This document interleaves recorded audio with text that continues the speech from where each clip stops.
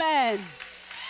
Amen. You may sit down. You know, that same child, her pediatrician said to me at a point, in fact, one of the doctors, not the pediatrician, said to me at a point that the levels of bilirubin, some chemical in her brain, was so high that she would most likely be developmentally challenged. Amen. Now, that same child is graduating from law school in a month. Literally, she has about 4 weeks to graduate from law school. Hallelujah. Amen. So again, when I say Jehovah Rapha, I'm not just saying it. I have met Jehovah Rapha. So every single person here has a name of God or a description of God that does something to you, that meets you in a deep place that nobody else can explain. Amen.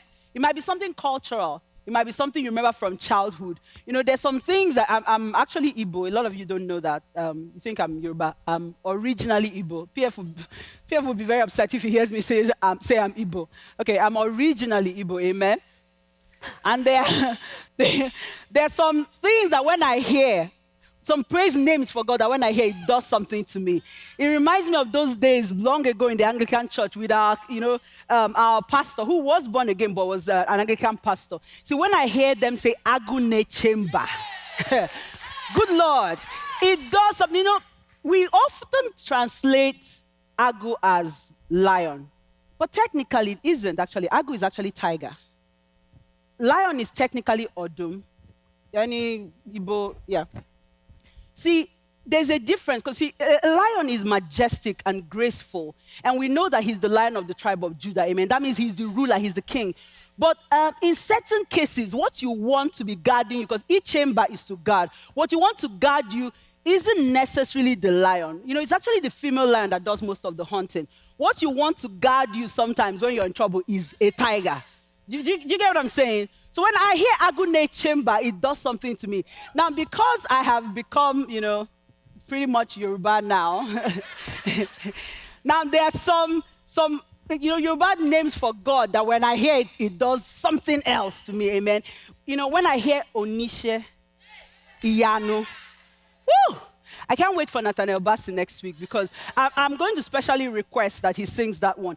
You know, it does something to me. It's the Almighty, the Majestic, the one who does great things, the one who does awesome things. And I'm going to attempt to say this properly. Olowo Boroboro.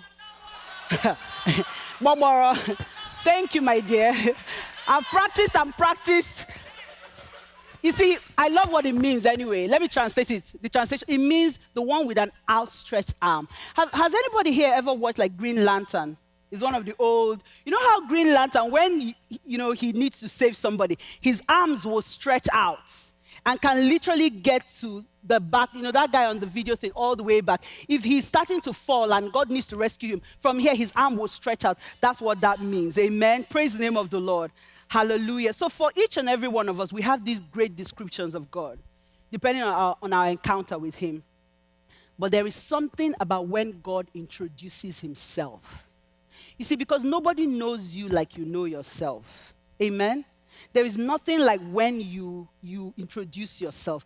And the most amazing thing about God, that when Jesus starts to introduce himself, he just uses very simple phrases. I am. Amen. Let that sink in for a moment. I am. Hallelujah. Amen. See, this is why this particular series is so important, because what it is Jesus introducing himself to us. Not what we think, not what we want, not what our favorite, Instagram prophet says he is. See, a couple of days ago, I was on Instagram, actually a couple of weeks ago, more like, and I was on Instagram, and one of these very popular Instagram preachers was describing God, was saying something about God that was really incorrect. I don't want to horrify you with what it was, but it was really incorrect. And so I start to, I literally, because she's so popular, I was aghast. And then I went to the comments hoping that, please tell me that somebody understands that this is not true, this is not God. And so there's these debate, thousands of comments, and I start to go through, and there are people throwing out, stuff right, left, and center, those who agree and those who don't agree. Now, there was one particular lady, and I believe she's a member of NCH. If I'm going to look up her name and DM her. And she was firing back scripture upon scripture. Like literally, it was as though she had been in our sermons because she was preaching everything that PF and Pastor Shakes have been saying for the past few weeks. And I was like, just going through, liking her comments, liking. You know? And then after a while, I come upon a bunch of comments where they start to, for lack of a better phrase, abuse her. They start to curse her out. They start to, and guess the premise of them criticizing her or cursing her out or insulting her. They're like, how dare you go against what our mommy in the Lord has said? So somebody is quoting scripture. I'm not talking about one or two. She's like, she'll explain that, she'll give you the scripture, give you the context, give you what version. And then there are people saying, how dare you, because our mommy in the Lord has said it. Now I started to understand what the problem was with the church. Tony Evans says something. He says, God is who he is. He is not who we want him to be. Amen? So when God is introducing himself, it's important that we pay attention. The most dangerous thing you can do as a Christian is to substitute who God really is for who you think he is or who you want him to be, because you'll be very disappointed. See, if I'm hungry and I drive up to a garage, for instance, yeah? And I decide from the name of the garage, that, from the color, you know, it has like the big M yellow sign. And I decide that it's a grocery store or it's a restaurant. And I go in there and there's no food. And I start to curse them out and get disappointed and angry with them that there's no food. Who is the problem? I'm the problem. Amen? Come on now, is anybody with me? I'm the problem. So if we are struggling with God, God is never the problem, so usually we are. Last week, as I was sitting here and PF was preaching the first I Am series, I had a revelation, like a rhema. You know, it's stuff we all know and I've heard, but I had a rhema. And it was very simply, God was saying to me, every time you open your Bible from now on, don't open it to look for a word. The word is great. I mean, it's the word that sustains us. But he said, don't be looking for a word. Don't be looking for a blessing. Don't be looking for a key to something, key to success, key to a breakthrough. He said, just look for me. Get to know me. Amen? And so I've started trying to practice that. So when I was preparing for this, I decided to just go in there and keep it simple. Try and find God. So the scripture where Jesus introduces himself is John chapter 10, verse 11. And I'm reading from the Amplified Version. He says, I am the good shepherd. The good shepherd lays down his own life for the sheep. Amen. Now, a shepherd, you know, if for those of us who, because you don't see too many of them around. Yeah, I doubt if there's any number of shepherds in Dallas. Most of us, when we think about shepherds, we think about, you know, the shepherds and Christmas, you know, the Christmas story, the guys that brought Jesus a gift. But a shepherd actually has a purpose, and it's to lead, it's to guide, it's to take care of, and to watch and protect the flock. But Jesus is not just any old shepherd. The Bible says he is the good shepherd, or he says, I am the good shepherd. See, there's something special about the good shepherd. A good shepherd, not just a shepherd, knows where the great pastures are. Amen. He knows where protection is. He knows how to avoid danger. He knows where the great springs are. He knows where the water is clean and where the water is fresh. He knows where, you know, the sheep can get sustenance. He knows, you know, the dangerous areas to avoid. He knows the great places to go to. And most importantly, he lays down his life for his sheep. The song we sang this morning says that he will, for you, he would leave the 99. This was Jesus himself describing that a shepherd would leave if he had 100 sheep and one went astray or one was lost, that he would leave the 99 and go after that one. That's the kind of shepherd that we serve. Amen. Isaiah 40 verse 1, the New Living Translation says, he will feed his flock like a shepherd. He will carry the lambs in his arms, holding them close to his heart. He will gently lead the mother sheep with their young. Hallelujah. And so I want us to quickly look through Psalm 23. How many of us know that psalm? Psalm 23. If I had the time now and I start reciting it, you would all join me. We know it word for word. But how many of us have had a moment where we sat down and really thought about what we were saying? Amen? Like I said earlier, I grew up as a kid in the Anglican church. And so that was a psalm that we recited pretty much every Sunday. But studying it again with the attitude to get to know God, I saw a few things that I want to share with you this morning. Verse 1 says, "The Lord is my shepherd. I have all that I need." I mean, I wish we had the time to unpack that. I have everything that you need. Not I had, not I will have, but I have everything that I need. Everything you need right now in Christ is all embodied, is in you. Praise the name of the Lord. Can you beat that though? And then in verse 2, he says, "He lets me rest in green meadows. He leads me beside peaceful streams." Let's look at Exodus 13:21. This is one of my favorites. And then we'll look at 15:27 of Exodus as well. Exodus 13:21 says, "The Lord went ahead of them. He guided them during the day with a pillar of cloud, and he provided light at night with a pillar of fire. This allowed them to travel by day or by night." This scripture is talking about the children of Israel after they came out of Egypt, and God was guiding them, literally leading them. In day, because they could see pretty much in the day, he gave them a pillar of cloud to guide them. And at night, when it was dark and they couldn't see the cloud, just think about how God changes himself sometimes to fit what you need. So at night, when they couldn't see the cloud, he became a pillar of fire and he guided them. And so look at 15:27. He says, "After leaving Mara, the Israelites traveled to the oasis of Elim, where they found 12 springs and 70 palm trees, and they camped there beside the water." Think about that for a second. So he leads them and he takes them exactly to where they need. Camps them by 12 springs of water. There's something very special about springs. When the Bible talks about springs of living water, springs of water ensure certain things. Number one, that the water is clean. Number two, because the water is moving, the water doesn't carry microbes, or organisms. They can't survive in it. Bad things can't survive in it because it's fresh, it's coming down. Now, the other thing about springs is that it leads to fruitfulness. It leads to, things flourishing. Anything that's planted by rivers of living water, the Bible talks about it flourishing, it growing, it being beautiful, and its leaves never run dry. So sometimes when we're experiencing dryness, we need to go back to the camp where God is leading us. Praise the name of the Lord. Hallelujah. And so in verse 3, the first part says, "He renews my strength." Some versions say, "He restores my soul." Now, there's something about that scripture that literally made me tear up.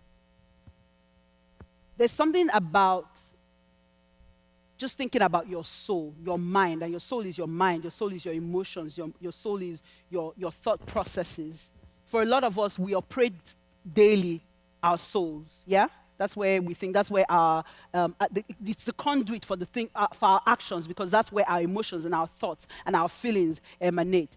And sometimes when you are feeling tired, you know how sometimes you go out early in the morning and you haven't done too much, or you've been at your desk all day, but by 2 o'clock you're tired. And you're saying to yourself, "What have I done today, but I'm tired?" Sometimes it's not a physical tiredness. Sometimes it's a weariness or fatigue or dryness or being parched in your soul. And so for some of us now, you hear a lot of things about soul care. Has anybody heard that? Taking care of your soul. And that's great. But there's nothing like soul restoration. There's a difference. Just taking care. Taking care is like you're managing it. Management is like a Nigerian phrase for you're keeping it going. You're making do.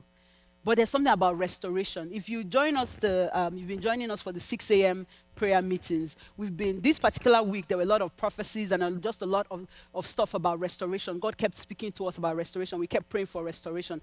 And that is important because to restore means to reconstruct, to reestablish something that is impaired or broken, and to render it into its original version, for it to become unimpaired, for it to, in some cases, become improved. So when God restores, he doesn't just take you back to where you were. There's an improvement, there's growth, there's flourishing, amen?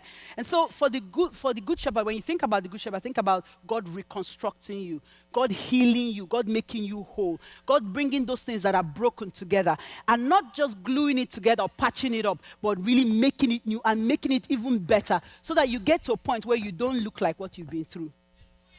Come on now. Is anybody with me this morning? People see you, and if you tell them your story, they won't believe, when did this happen? And you're like, oh, in the whole of 2022. And they're like, but I used to see you in church. And you're like, man, I don't look like what I went through. But God, Hallelujah. Praise the name of the Lord. And so God doesn't just reconstruct you. He also represents you. So if you look at the dictionary meaning of restore, it also means to represent. That means to present again.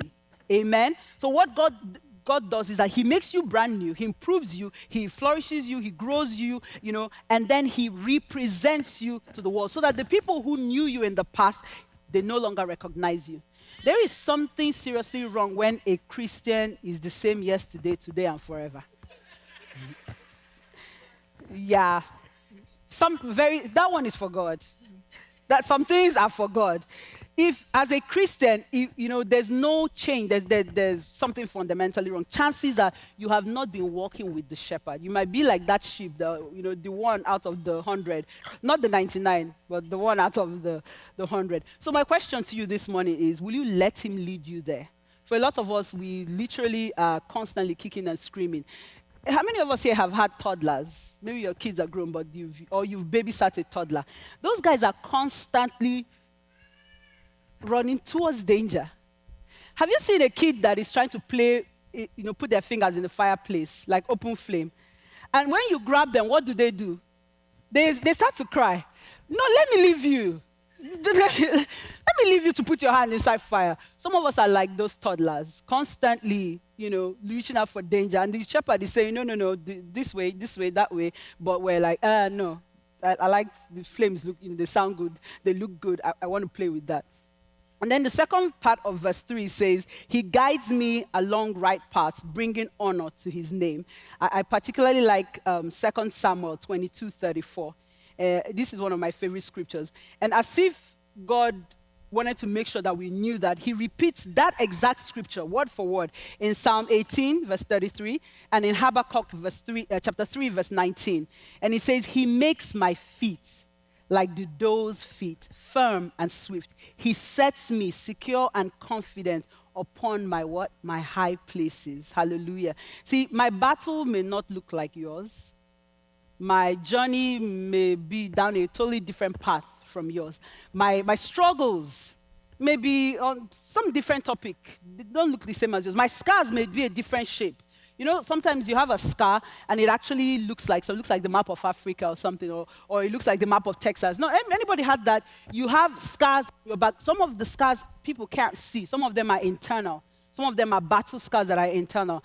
But God, one thing about God is that for every single person, no matter what your battle is, no matter what your challenge is, no matter your scars, no matter your struggles, no matter where you're coming from, the Bible says he will make your feet. Actually, not he will. He makes your feet present continuous, firm and swift. He will set you, or he sets you on your high places. And the thing about high places, if you read war stories or if you read, battle stories from the Bible, you see that one thing that was always in contention during the battle was high ground. Have you noticed that? Everybody's looking for high ground because the position of high ground is a position of influence. It's a position of advantage. Yeah? Your enemies literally become shooting, like ducks in a barrel because, you are looking over them.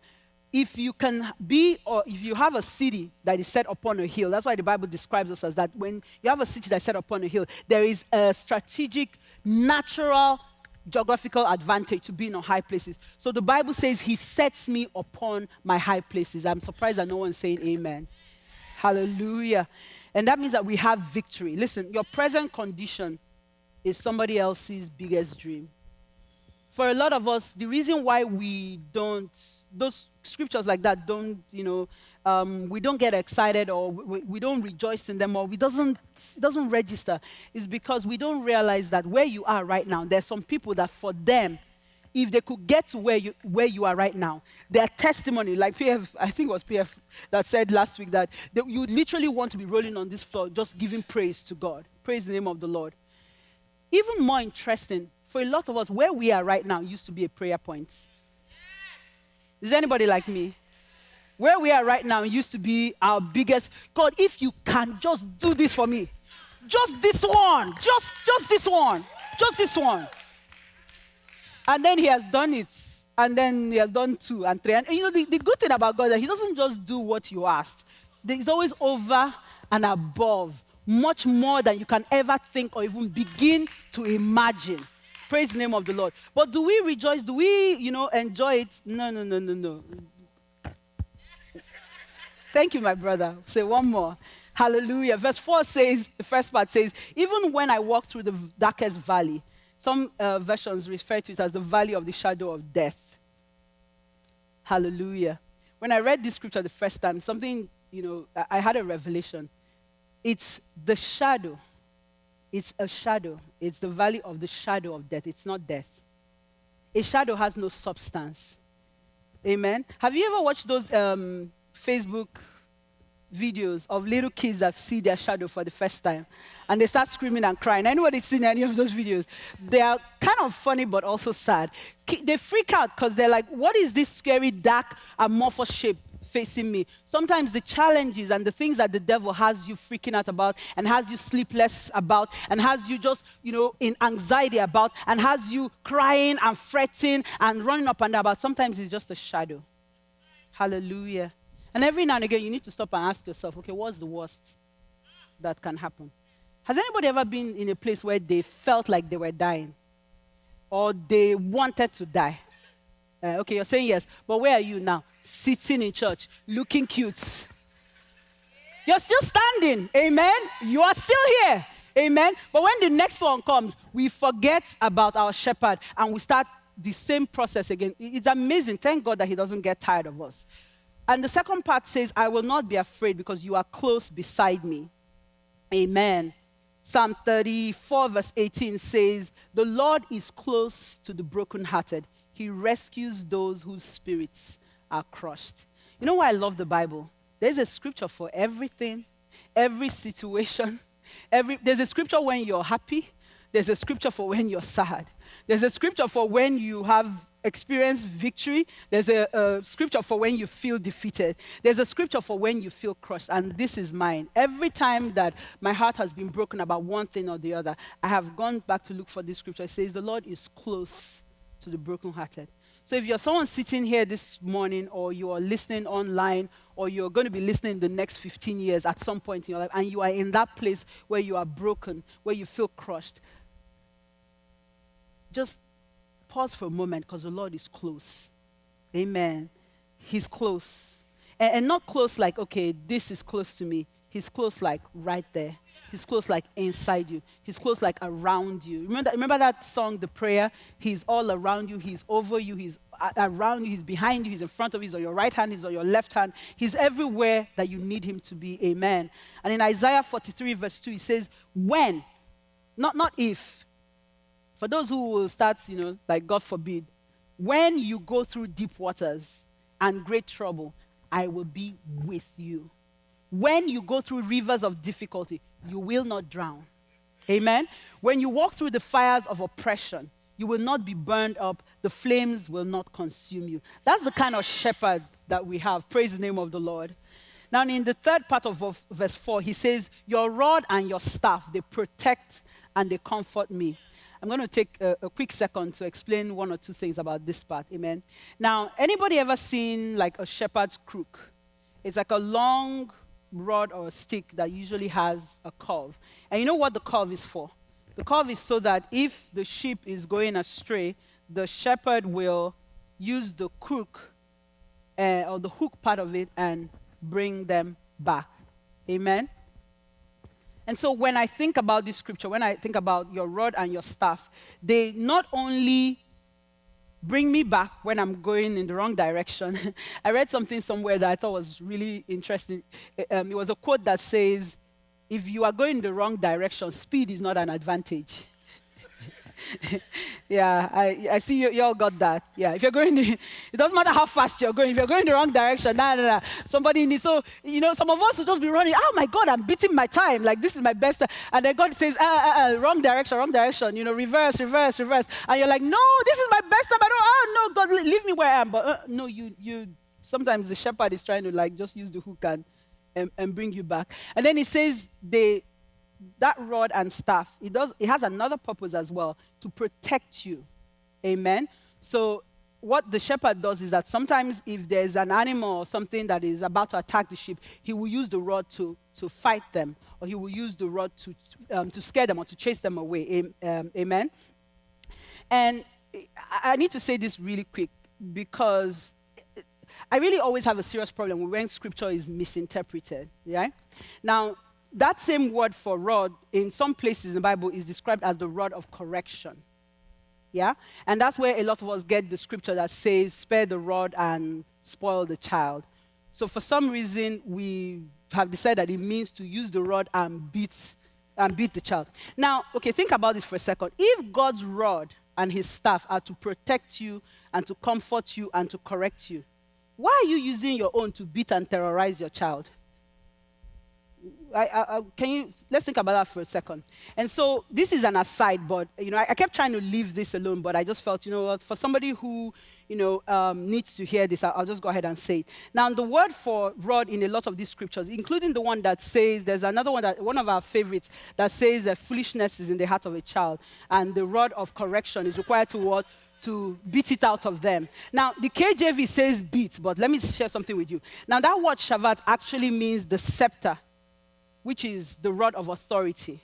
So, and the person who quoted that scripture was Solomon, who was a king. So he knows that as a king, his rod was not to be beating his subjects. It was literally, when Esther came before the king, and the king was trying to say, you have authority to come in my presence. What he did was he presented her with his scepter. Amen? Now, so the scepter is a sign of authority and not a sign of not something or a weapon of destruction. Praise the name of the Lord.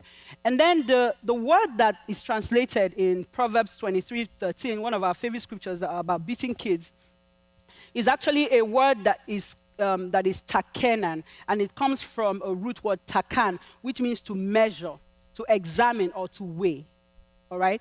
I don't really know. I think, in fact, the commentary I read said that maybe they translated it to mean beats the child, because this was in the days of King James when there was a lot of violence and people just, any small thing, off with their heads. You know what I mean? So maybe that was why they but it literally actually means to measure, to correct, to examine, to weigh out. It talks about using your authority as a parent to correct your child. Now, I'm not going to argue about whether we should smack our kids or not. I'm not going to get into it, but I would strongly recommend that you go home and look at this scripture. I strongly recommend that you do not use a stick or a rod or a weapon to beat your children. Amen? Because if I'm a child and when I see a rod, I think of that whip. Anybody know, you've heard the phrase koboko, right? Yeah. And if I'm a child then I see this scripture, your rod and your staff will comfort me, I wouldn't be feeling very comforted. When I think your rod and your staff, amen. Verse 5, the first part says, you prepare a feast for me in the presence of my enemies. A feast is not just enough. Amen. Have anybody here ever been invited to a feast? See, one thing, I'm originally from the west coast of Africa and from the southeast, yeah? Now, when we party, we party. When we have guests, when we do a feast, we do a feast. Amen? You will have like one guest. Anybody remember when you were a kid and your parents will have one uncle come visit? And they would dish the uncle's food in. Remember Pyrex? Anybody here remember Pyrex? Yeah, I think you can date me from that. So the uncle had that one. As a child, I used to wonder, what is going on? Like, why would you serve somebody, one person, a whole bowl of rice, a whole bowl of like different, and then there would be like, okay, 3 soups. There'd be like 3 different kinds of, like, for one person. You're not really expected to eat it all. There's supposed to be more than enough. So the Bible says that God will prepare a feast in the presence of who? Your enemies. Praise the name of the Lord. Hallelujah. I was talking to one of my sisters, not my blood sister, but, that adopted my church sister last Sunday. And she'd been going through a challenging time for a couple of years. Very challenging. I mean, like really challenging. Not whiny, kind of like really, anybody would be challenged. And then I said to her, in all of this time, have you ever gone to bed one day hungry? Or you haven't eaten? She was like, yeah, well, and I'm like, because there was no food. She said, oh, no, because maybe I was too tired to eat, or, I didn't want to cook or whatever. I said, has there ever been one day that you woke up and there was nothing to wear? Not like women, when a woman says, I have nothing to wear. When you open her closet, you'll be like, am I mad or are you mad? Somebody's mad because you know. So not that kind of, and she was like, no, never. I said, have you ever slept in your car once? Slept in your car. And a car is, I mean, a homeless man would love to sleep in your car. So I'm not knocking sleeping in your car, but, and she was like, no. I was like, please, just leave this place. Amen. The second part of verse 5 says, you honor me by anointing my head with oil. To honor means to give high respect or great esteem. So watch this. He, God, honors me and brings me to a place of great esteem by what? By anointing my head with his own oil. I'll say that again. God wants to bring me to a place of high esteem, to bring me to a place of honor, to lift me up. And he does it by anointing me. Now, think about this for a second. Anointing simply means the divine enablement of God, the empowerment of God. So God decides to bring me to a great place, to a place of high esteem, not by my struggles, not by my work, not by my power or by my might, but by anointing me and filling me with his own power. Hallelujah. And so when I read this, I mean, like I literally yelled, like I shouted hallelujah in my own house. And I now understood why when Jesus did certain things, the disciples would turn to each other and say, what manner of man is this? I thought to myself, what manner of God is this? What kind of shepherd is this that anoints my head with his own oil? And then the third part says, my cup overflows with blessings. You know, if you really look at it, your cup is overflowing with blessings. I love to call him, one of my special names, for God is Jehovah Overdo. I mean, like he shows up and he shows out. Hallelujah. A few years ago, this was I understood certain things after that. A few years ago, one of my sister's friends, my two older sisters were very close in age and they lived together and they were very close. And one of their friends, they had a whole group of about 12 women. We used to do this Bible coffee thing together. Well, they used to do it and I used to tag along as the baby sister. And one of the ladies in the group came up one day and gave a testimony of how God had blessed her with a ticket to Tulsa. Now, those were the days where all them, a lot of the great ministers were doing all these revival services in Tulsa, right? And so for us, it was like our biggest, wildest, greatest dream come true. And so everybody was very excited for her, but all the other ladies were also very upset, if we confess with God. Like, why only her in the group of at least, there were 12, probably maybe 18 women if everybody was there. Okay, so she goes to Tulsa, comes back with great stories, great testimonies, great just the experience, pictures, whatnot. And a couple of months later, she starts running up and down and, just calling. Like in the group, you just see somebody call, Ifumi, come, please, and start whispering. Guess what had happened? Turns out, sister girl had taken a salary advance to buy her ticket to Tulsa. And had told everybody that the Lord has done. See, you all know that the Lord does stuff, but this particular one, the Lord... okay, maybe he approved, he got them to approve the loan advance. I don't know, but that's not what she told us. Can you imagine how the rest of us felt? After we had all been very anxious and very, not anxious, very like looking at God with side eye, like, it's, you seem to have favorites in this group. We all were praying this prayer together, but you did it for only one person. And that made me realize something. My cup runs over with my blessings. It taught me to just be looking at my life, not be worrying about what God is doing in anybody else's life. Amen? Because the good thing about that good shepherd, sheep all look the same. Right? But a good shepherd knows which sheep are his. So if his sheep mixed with his neighbor's sheep, he can separate his sheep. He knows which one walks funny. He knows which one looks different. He knows which one, runs out first. He knows which one, their wool is a little more curly. He knows which one their wool is a little more straight. God knows you as an individual. Amen? And then verse 6 says, surely your goodness and unfailing love will pursue me all the days of my life. See, when the God level kind of goodness pursues, to pursue is a very interesting word. it means to chase after you, but to chase after you in a very active, passionate, very physical way. Amen. So he says, your goodness and your mercy, they pursue me, and I will live, or I will dwell in the house of the Lord forever. Hallelujah. You know, one thing I realized as I read this was, it doesn't say, and I will visit the house of the Lord forever. It doesn't say every Sunday morning I will come into, because some of us, when we think the house of the Lord, we're thinking about NCH, right? Say the truth. When they say, oh, let's go to the house, I was glad when they said unto me, let us go to the house of the Lord. You are thinking about Sunday service. That's, yeah. Or maybe once in a while, worship, maybe praise night or something like that. That's what we're thinking. But when he says it, he says, well, I will dwell, or I will live in the presence of God. Because the house of God really, if you look at a lot of the translations, actually says, and in the presence of God forever. To dwell, to live in, not to visit. Amen? And so as we start to round up, how does he lead us now? Because, you know, it's great to begin to understand who Jesus is as a shepherd. But then, how does that affect us? What are we supposed to do with that? In the past, he led them with fire and clouds, and he led them with prophets. But now he leads with his voice. Amen? John chapter 10, verse 27 says, the sheep that are my own hear my voice, and they listen to me. I know them, and they do what? They follow me. You know, a lot of us find it so difficult to follow God. Because we think when we follow him, we're doing him a favor. That's how we reason.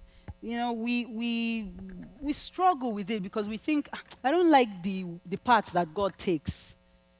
So PF and I had this thing where we used to live up north, and we were in the middle of building, and so we had to drive the kids to school because we were not yet living in the school district.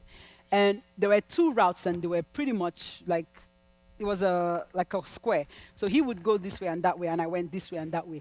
And we would literally always say, my route was better, or faster, or whatever. And so I remember one day we had to both do something in school, and I had to walk after, so we went in two cars. And we actually said, let's see who will get there first. Amen. For some of us, I don't like this route.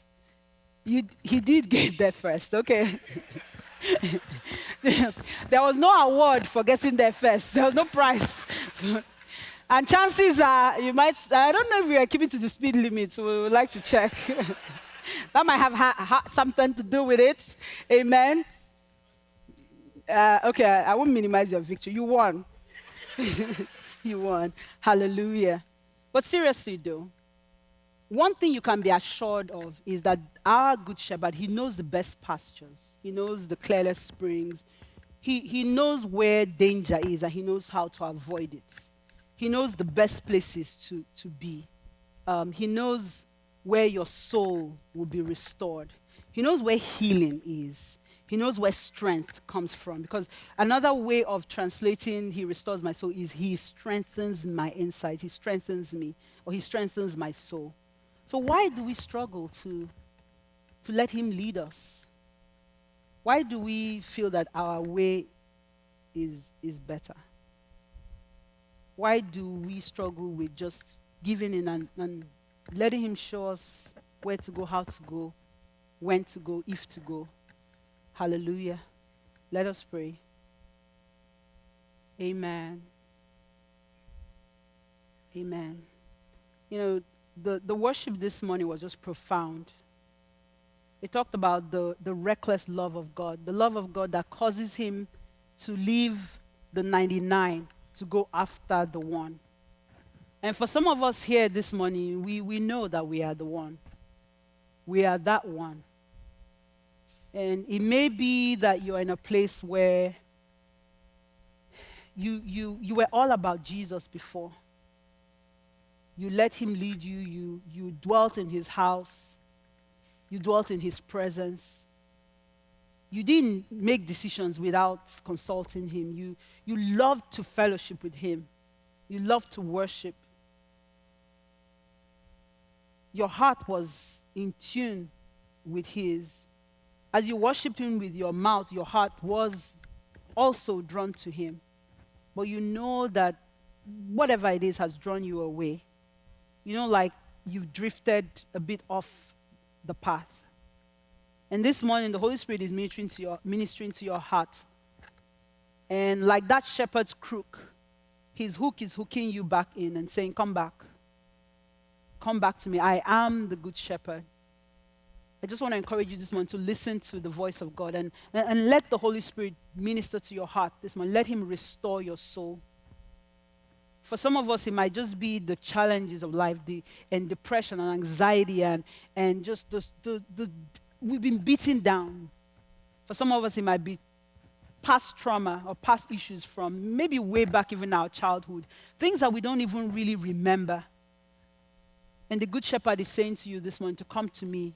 I have healing in my wings, and I will not only reconstruct you and reestablish you, but I will represent you whole and complete and improved to the world. I just want to encourage you this morning to let the Holy Spirit do his work. Just release yourself to him. Let him do his work. And then you might be here and you don't even really know what I'm talking about. You've never actually surrendered your life to Jesus. You're just, all this stuff I'm saying is like you're meeting him for the first time. But you can feel the Holy Spirit pulling at your heart and saying to you, yes, join, come on board and be my sheep. And I will lead you and I will guide you. I will take you through to the best pastures, to the deepest and the clearest springs. I will take you to the place of protection, the place of victory. I will set your feet upon your high places. I just want to speak to such a person this morning and just ask you to pray this prayer with me. If you want to come on board and you want Jesus to become your shepherd and your guide and your lead this morning. Hallelujah. Lord Jesus, I thank you for introducing yourself to me. I thank you for what I have heard about you this morning. And I know that you are calling to me to join your flock. And so, Jesus, I surrender to you. I ask you to be my shepherd, to be my Lord, to be my guide. I ask you to watch over me. I want to belong to you now. I want to love you now and to serve you now and to be counted as one of yours. I confess that I have not lived the life that I should have been, and I repent of that, and I turn back to you. Wash me clean in your blood and change my life from the inside out. Reconstruct me and reestablish me and renew me and restore me. Thank you, Lord Jesus. For in the mighty name of Jesus I pray. Amen. Praise the name of the Lord.